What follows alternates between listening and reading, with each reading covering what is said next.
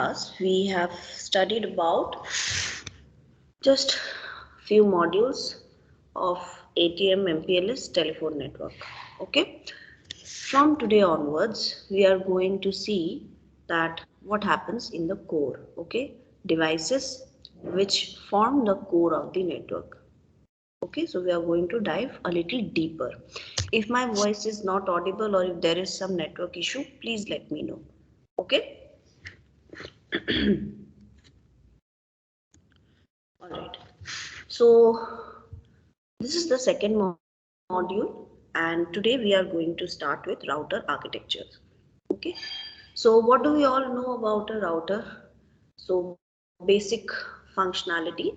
We know that okay, fine. Routers, the most important functionality that we all know about is that it gives us the routing algorithm, which helps us in further forwarding the data to the corresponding port, output port, right? So let us see. So what are the components of a router? All right. So this we have already studied in your course earlier, but today we are going to study a little deeper into this. Okay. So what are the hardware components of a router? So you can see here in the diagram that you have a processor with memory and CPU. You do have an interconnection network, and what is it connecting to? It is connecting to certain hardware components which are called as network interface cards or NICs. Okay, so these NICs are responsible for, so you can see that there are certain buffer kind of things here, right? So these are the input and output ports, basically. These are the ones which are responsible for the arrival of packets, I mean where the packet will arrive and from where the packet will leave the system. Okay, so these are interface cards. Okay, so there are several types of routers that are there. Now, PC router is one kind of router which where the interconnection network is the PCI bus. Okay, and the interface cards are the network interface cards or the NICs. So this bus is going to be the PCI bus if we are using a PC as a router. Okay, so we will see about this. These come under different types of routers. So this is one kind of router that we are having, and then another type of router that we have is commercial routers. Okay, so here the interface cards and even the interconnection network, that is going to be sophisticated. Why? Because we are talking about a router which is going to take care of a very large number of data, and it has to take care of packet transmission of a you know you are basically going to take care of packet transmission of a very large number of interface cards, their synchronization, how they are going to use the interconnection network. So these are pretty sophisticated, that is the commercial networks. Okay, now in these kind of commercial networks, commercial routers, processor is only responsible for control related functions. That means how the route will be processed from the source to the destination. That means it will be just responsible for finding what is the corresponding route. So managing the routing algorithm and then finding out what is the path and then finding out what should be the port to which the packet should be forwarded to. Okay, so these are the only tasks that the processor will be responsible for in commercial routers. It won't be responsible for any other tasks. Okay, and most of the forwarding is done on the interface cards. Okay, so this is, I will, about the last point I will come to when you will see the diagram, then it will become much more clear. Okay, what happens in commercial routers. Now let us get deeper into this, but before that, first let us see how do we see the functional components of a router. Okay, so we have studied from our networks course that a router has control plane functions and data plane functions. Okay, so what are these control plane functions?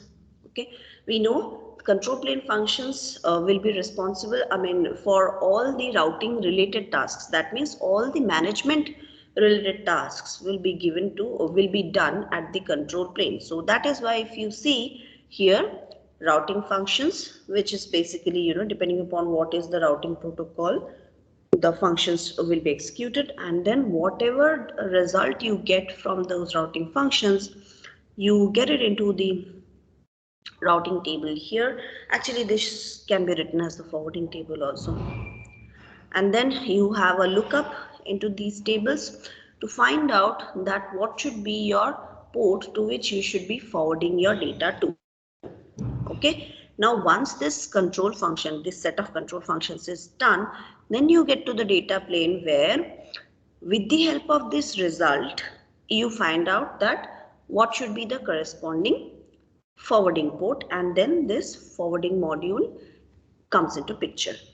Okay, so here in the data plane you have per packet processing that is happening. So per packet is coming, so here of course it will be a datagram.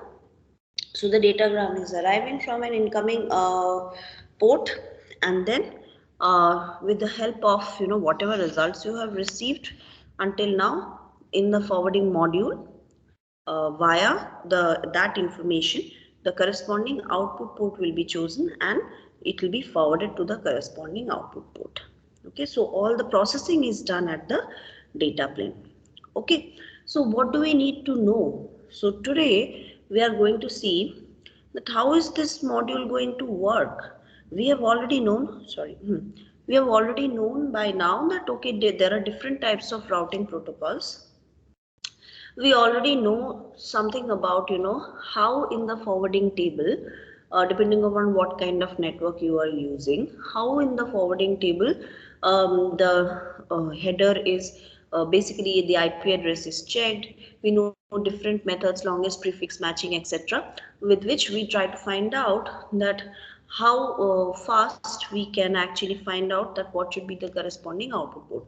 So we know all the management related works. Okay, today we are going to see that if there is a datagram that is arriving at the input port, how should it be forwarded to the corresponding output port. Okay, what is the architecture in between? All right, so there are two tasks that a router basically does. One is routing and another is forwarding.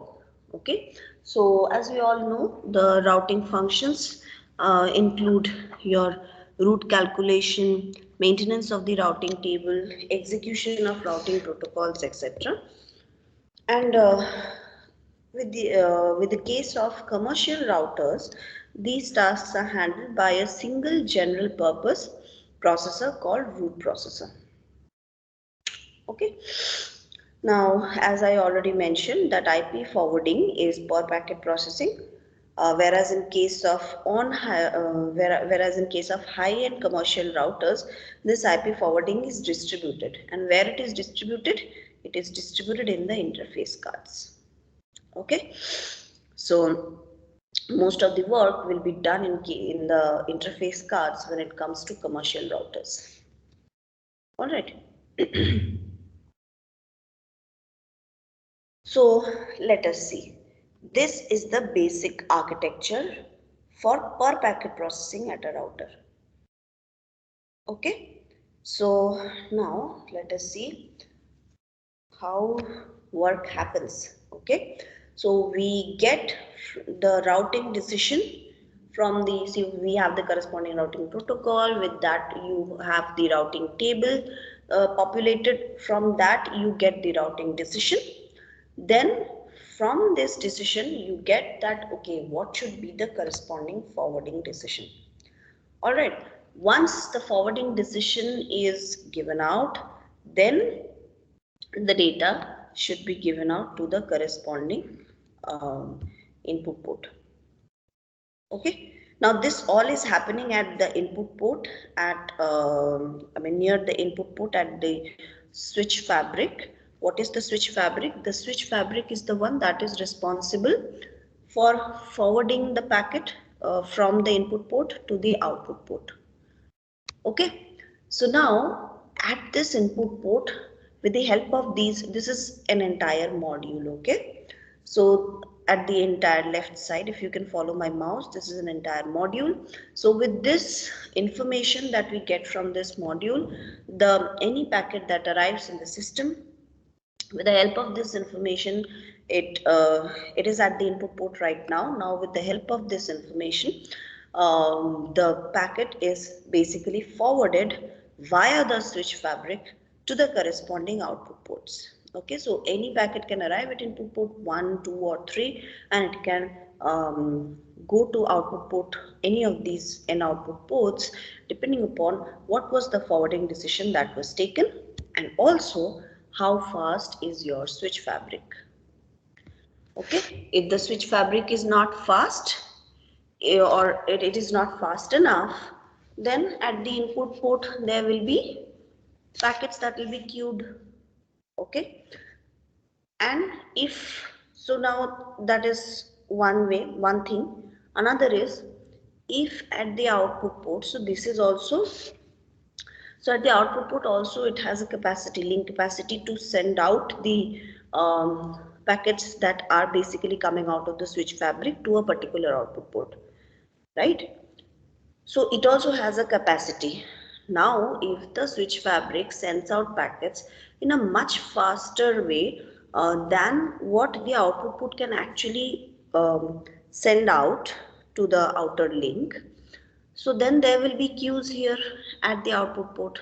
Okay, once there is a queue here of all the packets that are basically waiting to get a chance to transmit, then depending upon, we cannot always use FCFS here, because we have different priorities. We have different priorities depending upon what is the, who is the customer, what is the payment that the customer is paying. So we generally divide the packets into different types accordingly. So depending upon that, the scheduling will take place here. That is, which packet should be given more priority to be sent out, or depending upon any other factors, there will be scheduling that will be done here. Okay, so that is why we are having queues here, and we will also see that how output scheduling is being done. Okay, now I will ask one more question here right now, that is this part clear? Is the architecture clear? I'll move forward then. Otherwise, I can explain once more. Okay, so question, if anybody has a confusion right now, please ask me on this architecture. After this, I'll move forward.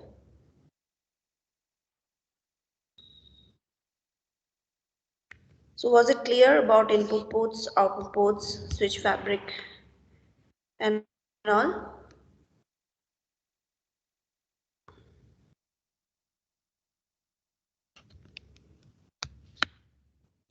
Ma'am, one question, ma'am. This routing decision once made, how long will it be there? Will it be dynamically changing how frequently, or is that also decided by the routing algorithm?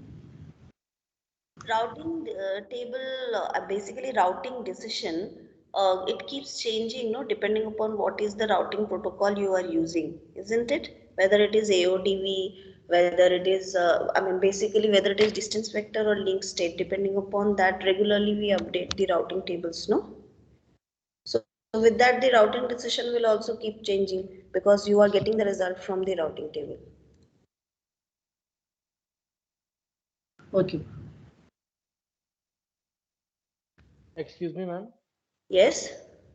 Ma'am, even if we use FCFS as output scheduling, then Mm-hmm. also we might be using queues, because I think Yes, yes. Yes. switching fabric rate might be higher than the transmission rate.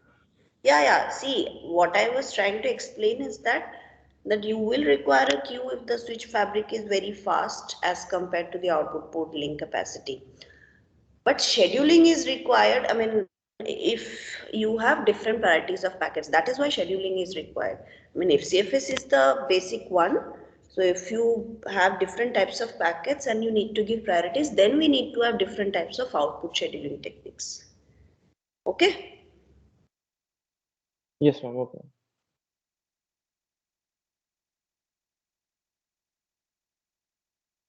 Any further questions on this?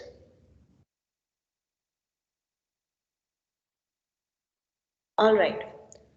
So I will then move forward a bit. What we are going to study is about this part. Okay? Now we are going to study about this part, the switch fabric. All right? So we have studied about input ports, about output ports. So essentially, these both are at the interface cards. Okay, let me go back to the architecture. Let me go back once more where we had started. Look at this diagram here.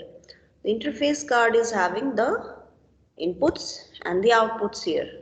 Okay, this is the interconnection network that is going to be responsible for forwarding the data from these input ports, that is the interface cards, to the corresponding output ports. To any of these interface cards, it needs to send. How will it send? It will send with the help of whatever decision is being taken here. Right? So now, let me get to this. So here what's happening? We are now going to see that how this data at an input port can be sent to an output port. What were the different architectures that have been proposed until now?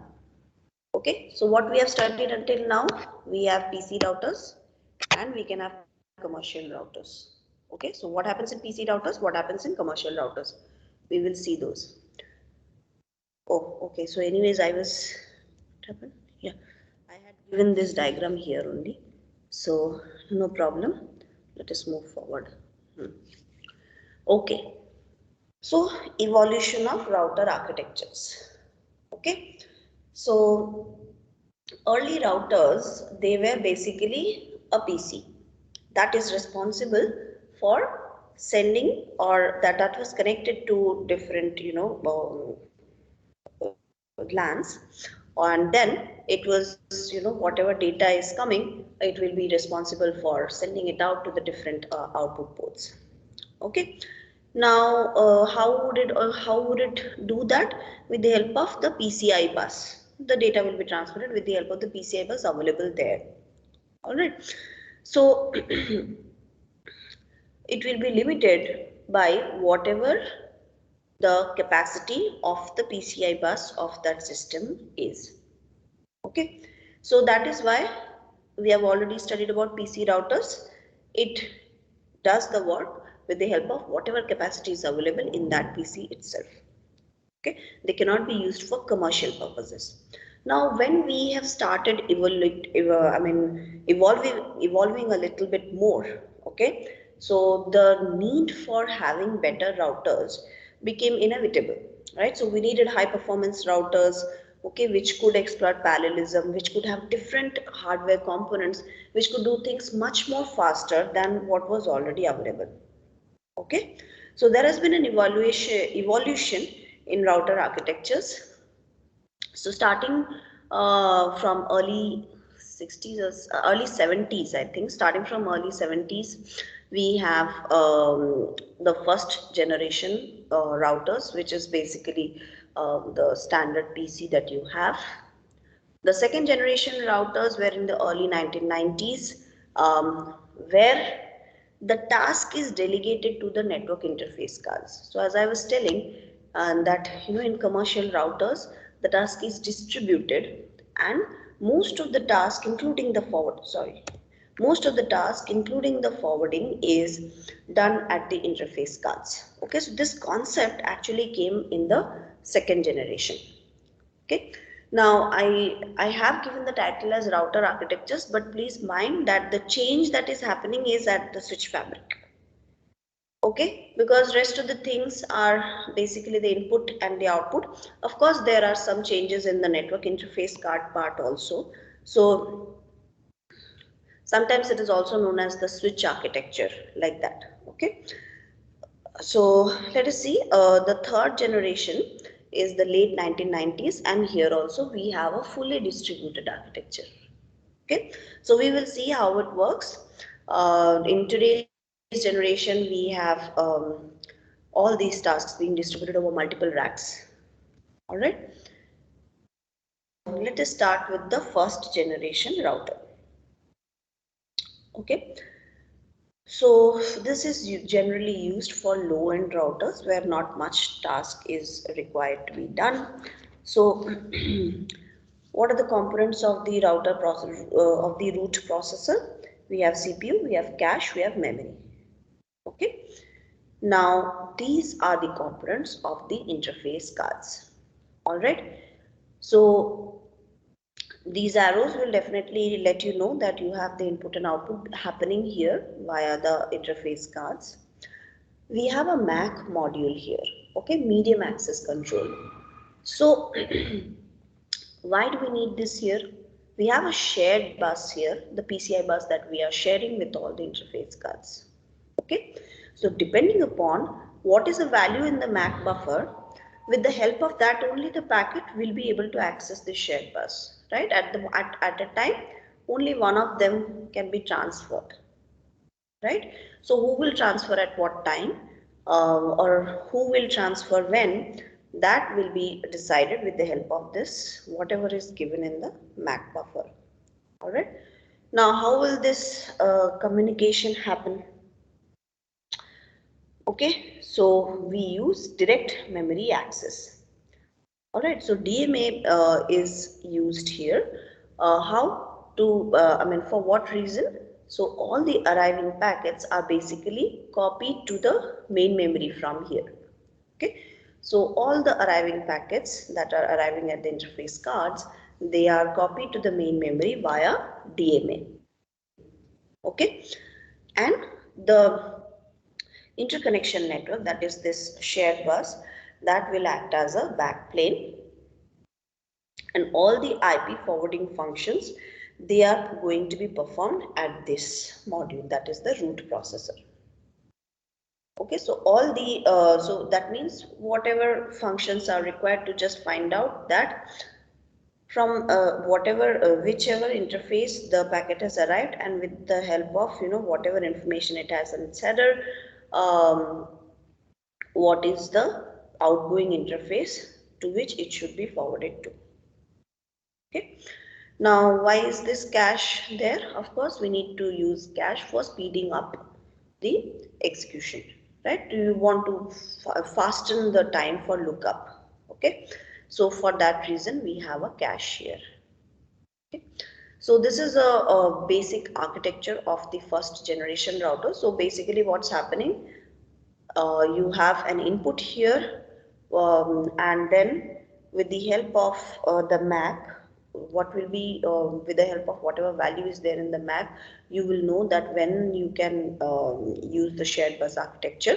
With the help of DMA, the arriving packet can be copied to the main memory, from where you will basically be able to get that what is the value of the forwarding interface to which you need to forward the packet to. Okay, and then from there, with the help of this information that is received, then the packet will be basically forwarded to the corresponding interface card via the shared bus that is available here. Okay, so this is how it works. Now, since it's a first generation router, definitely it had some issues, because of which we came up with better versions or better generations. So what were the drawbacks? The forwarding performance is limited by whatever your CPU's capacity is. Right, so that is one. And number two is that, of course, the shared bus is going to be the limitation. Whatever the capacity of the shared bus is, it will limit the number of interface cards that can be connected to it. Okay, so these are the drawbacks of first generation routers. Now with these drawbacks, we get into the second generation routers. Okay, Please remember how this works. We will do a numerical today on first generation router itself. Okay. Excuse me, ma'am. Now, yes. Could you please repeat the first point of drawbacks, please? Okay, so see, the forwarding performance will be limited by the CPU capacity, right? So you need to forward the data faster, no? Only then, I mean, we need to do this as fast as possible. The switch fabric needs to be faster, otherwise at the input port you are going to have a lot of queue of packets. Okay, so the switch fabric needs to work faster. So basically if the root processor is not fast enough or it is not working fast enough, you will not get that what will be the corresponding outgoing interface in a short amount of time. It will take a long time, and hence anyways if you are using the shared bus here, you are going to be limited by this. So if this processing is not fast enough, you are basically going to get delayed a little bit more. So that is why the forwarding performance is limited by the CPU's capacity. Is this clear? Okay, ma'am. Ma'am, by any chance, will it be sequential? Because once a packet is forwarded to memory, during that time, we will not be able to receive any other packets for the same bus. Is it like that? Will that limitation also come into picture? That will also come into picture, no? Mm.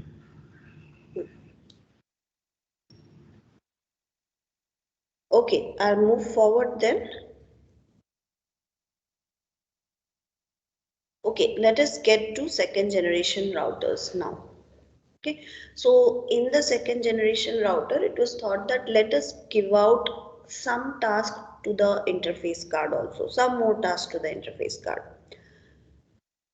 Okay, so what was done? We have the root processor as usual. We have a shared bus architecture. Okay, but most of the forwarding is done at the interface cards itself. Okay, so for that reason, what the interface cards are going to have now, apart from DMA MAC, they need to have memory here, and of course they were also having earlier, but now they are having a local root cache here. Okay, and some processing elements for doing the forwarding at the interface cards only. Okay, so now how does it work?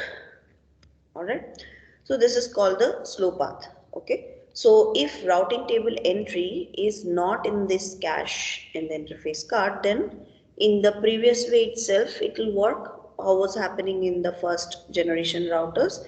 That means you send a copy of this to the memory using DMA, and then whatever however you are getting the information about what should be the corresponding forwarding card or forwarding port, you simply get that information and then the packet will be forwarded through that.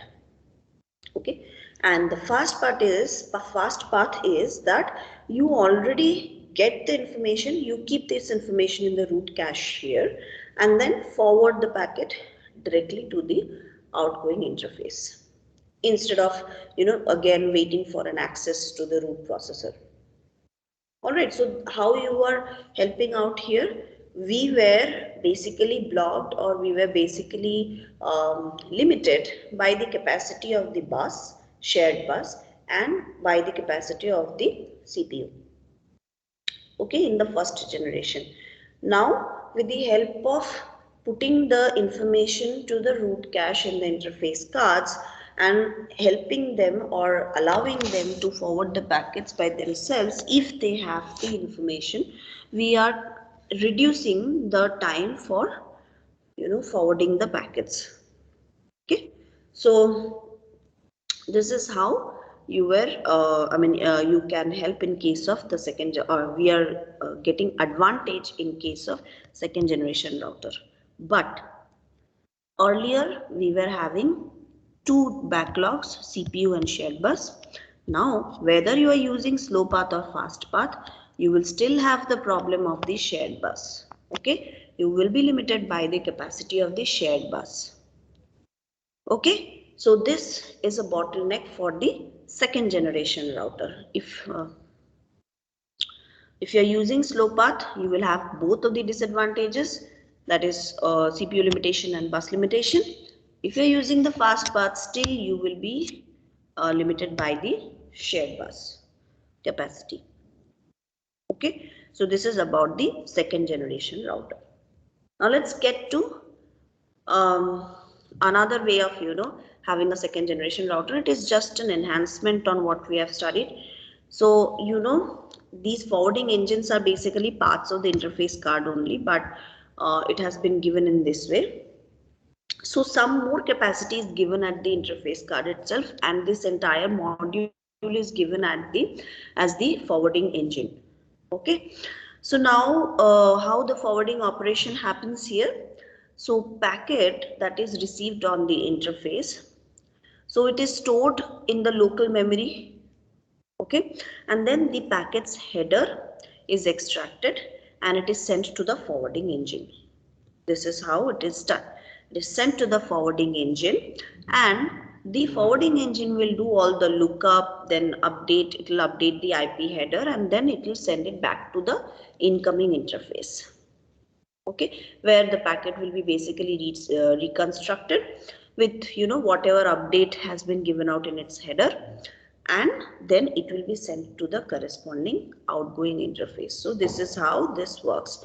So you had an entry of packet, you made a copy of that packet, you extracted the copy of the IP header of that packet, okay, and then you sent it to the forwarding engine, where from the forwarding engine you did all the lookup, you updated that header, and then you send it back to the incoming interface itself.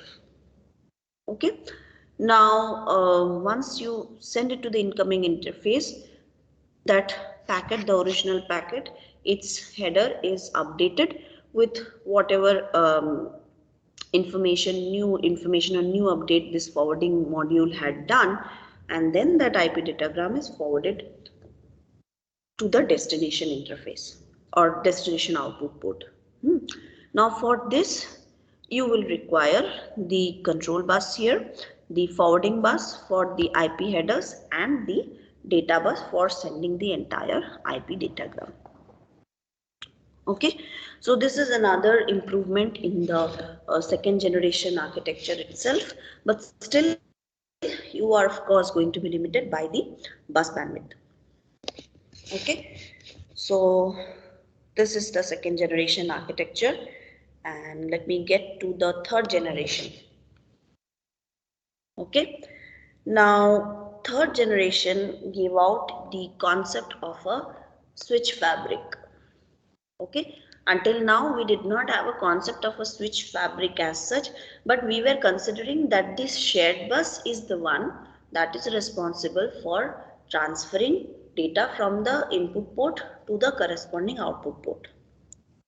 Okay, now we want to do things much more faster. We want to avoid the limitation that the shared bus was giving us. So instead of doing that, we came up with this concept of a switch fabric. Okay, so this is a grid-like architecture that you can see. Okay, switch fabrics also are of different types. We will also read about different types of switch fabrics in this course itself, in the next classes perhaps. Okay, so this is a grid-like structure. This is known as a crossbar switch. Okay, so let us see how the architecture of the router will look like. We will not get into the insights of the switch fabric as of now. We are just concerned that we have some hardware component which looks like an interconnection network. For the time being, we are using a crossbar switch which looks like a grid. Why it is used? Because it gives you more paths or more interconnected paths from a corresponding input port to a corresponding output port. Okay, but what is the main catch here in the third generation architecture?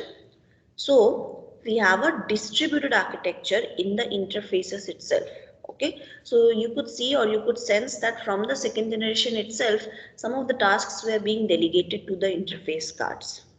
Okay, now in the third generation, this has been used further or enhanced further, where the interface cards basically operate independent of each other and there is no centralized processing for IP forwarding. Okay, so what's happening? Everything's happening inside the interface cards itself. Now, how are they happening? They are happening with the help of the switch fabric. They're getting the information from this module here and then they are getting forwarded to the corresponding interface cards. Okay, now with the help of this, what will happen? Okay, you can send or you can have with the help of switch fabric, you can actually connect a large number of input ports to corresponding output ports. Okay, so what was happening in the previous generations, you were limited by the bus capacity, so you could have only a very limited number of interface cards associated to them. Okay, now what is happening, that each interface card is having more and more computing components with it. We know that in the last generation we had the root processing being done at the interface and we have the memory and we do have the MAC also. So most of the forwarding, most of the processing for forwarding is done at the input at the interface only. Now if at all there is no information of that particular forwarding or particular header where it should be forwarded, then only we get to the this root processor and get that information back. Okay, so all of this happens at this interface card, but now what we are doing is that instead of having that single shared bus architecture, we want to introduce more and more interface cards which are basically independent elements and which can handle more number of input and output packets. Okay, so with the help of these kind of different switch fabrics, we can introduce more packets, more paths from one input interface to another output interface. Okay, so with the third generation architecture, you can reduce or you could reduce the limitations of your processor's limitations, and you could also reduce the bus limitations. Okay, so this is what your third generation architecture is. Okay, so all right, so we have already studied about the 3 generations of architectures. Shall we do some numericals now? Okay, so let us start with one numerical. All right, so this is done. Okay. Let us start with one numerical. So we are going to consider a first generation switch. Okay, so we are having a first generation switch. That means it looks something like this. Let us get back. How does it look? This is how it is going to look. You have a shared bus, you have interface cards. Okay, with the help of DMA, the packet will be copied to the main memory, and then after that the CPU, I mean basically the processing will be done. Let us assume that cache is not there for now. If cache is there, if cache is there, it will be mentioned in the question. If cache is not there, it will assume that it is not there. Okay, so from the memory there will be processing at the CPU being done to get the forwarding interface card. Once that is given out, then it will be forwarded to the corresponding interface card. Clear how it works? So now let's go to the numerical. Okay, so we have a first generation switch. The packet size is 40 bytes long. Okay, the bus capacity is 133 megahertz, 32-bit word. IP header is 20 bytes. Main memory bus capacity is 800 megahertz 32-bit words, and you have a 3 gigahertz CPU, and it requires 200 clock cycles per instruction to process a packet. Okay, so what we need to find the time taken to forward a packet from one interface card to another interface card. All right. So this is the question. Please read the question and then we will get into how to solve this. Okay, so I'll give you 2 minutes to just read the question and understand what you need to do. All right, I have already told that how the first generation architecture will work. So please start reading this.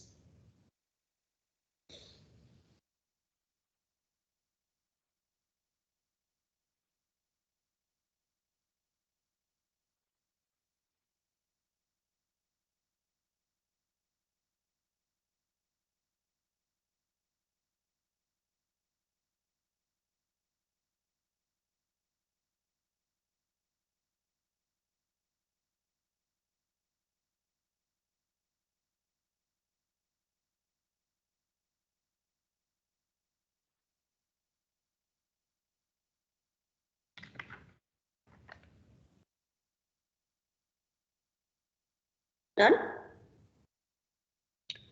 Okay, now let's start working with this. So is this question clear to everybody?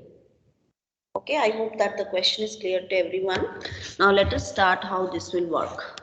Okay, so you have a packet size of 40 bytes long. What is the first task that you need to do from your interface card?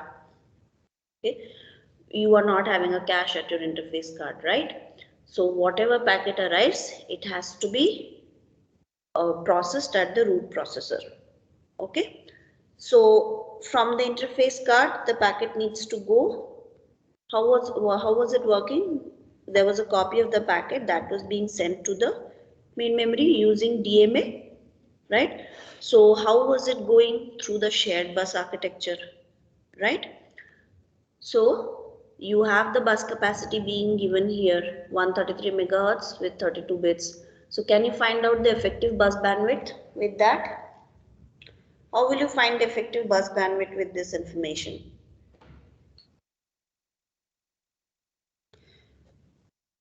This is basic CO. Please just try to do some numericals on this one. How will you find out the effective bus bandwidth?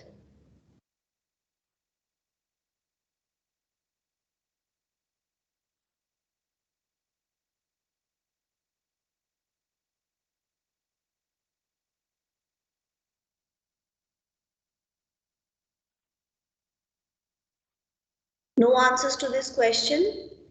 I'll start asking randomly then. Okay, I want you to calculate this. I want you to do this so that you know it will become easier for you when next time questions are being asked.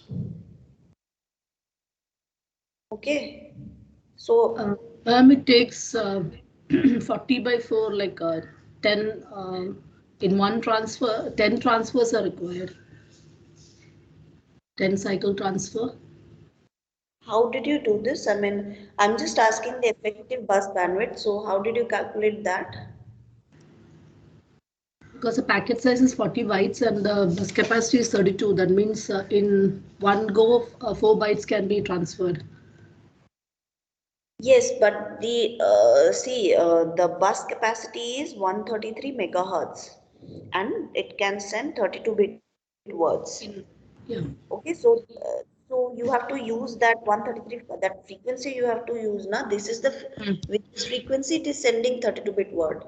So you have to calculate the capacity. That means per second how many bytes it can send or bits it can send. 532 megabytes. 4.25 GB per second. Yes, 4.2 GB per second. Okay, how did you get it? Multiply the frequency with the number. Yes, multiply 133 megahertz times 32 bits. Okay, so that will give you what is the effective bus bandwidth. Okay, given this given this value that you have, how much is the effective bus bandwidth? So with this bus bandwidth, you will now find out that how much time will be taken to send the 40 byte packet. Okay, so let me show you. This is how it will work. 133 megahertz times 32, you get the effective bus bandwidth, and then that this will be the corresponding um, uh, rate at which you can transmit the data. So once you get 4.2 Gbps, then you will get the transfer time from NIC to main memory. Okay, so using DMA. So now how much is that? 40 bytes divided by 4.2 Gbps. How much time is that?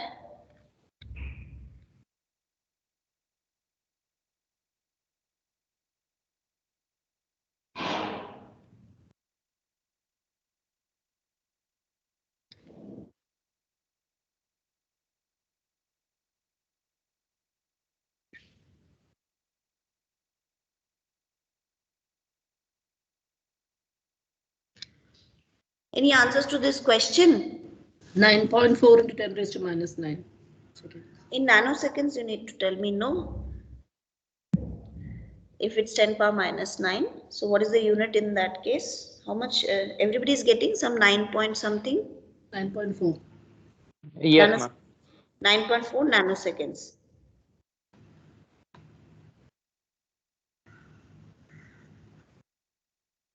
Okay, so let us get to that. So then after 9.4 nanoseconds time that is being taken for sending the packet through the bus to the memory. Now the packet is at the memory. Okay, at the memory what will happen? We know that now there is going to be a communication between the memory and the CPU. Why? Because you need to do the forwarding decision. Okay, now here there is a trick. Why do I need the entire packet's information for the CPU? We do not need that. We only need the header information. Okay, because with the help of header information only the CPU will find out that what should be the interface card to which the packet should be forwarded.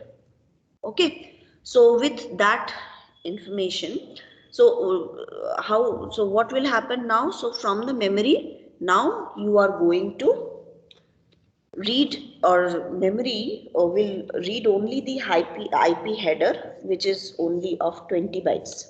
Okay, so now the main memory will read this 20 byte IP header. You have to find out that what should be this time, okay, for finding out that what is the information that is embedded in the IP header, and then you take out that time. Then you will have to forward that information to the CPU. That will require, you have already been given the bus bandwidth here, main memory bus capacity. Again, similarly, find out what is the bus bandwidth, find out that how much time it will take. So that will give you the transfer time. Then you are given the CPU processing capacity here, 3 gigahertz and 200 clock cycles per instruction. With that you will get the time to calculate or time to process the packet at the CPU itself. Then you have to do the coming back of the packet. Okay, so that is why some of these components will be added twice. All right, so because time is not there anymore, I will not go further with this numerical, but you all have this information, this question. So class is being recorded. After the end of the class, please download the video, find this numerical, okay, and try to solve this. You will get time until Thursday 10 a.m. Next class will be on Thursday 10 a.m. That is day after tomorrow. So please try to calculate this, and we will try to solve some more problems on this itself. All right. So I will start with this numerical only in the next class. Okay. So I will stop the class here, and I will try to upload this